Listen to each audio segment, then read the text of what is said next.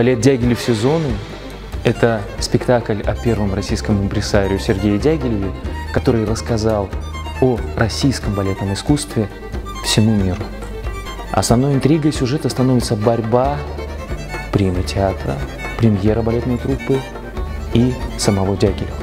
Спектакль создавался специально для театра совместно с хореографом-постановщиком Алексеем Расторгуевым, художником Иваном Мальгиным и Леной Чурковой, дирижером Николаем Пикутским, художником по свету Кириллом Хрущевым и хормейстером Октябриной Птицыной.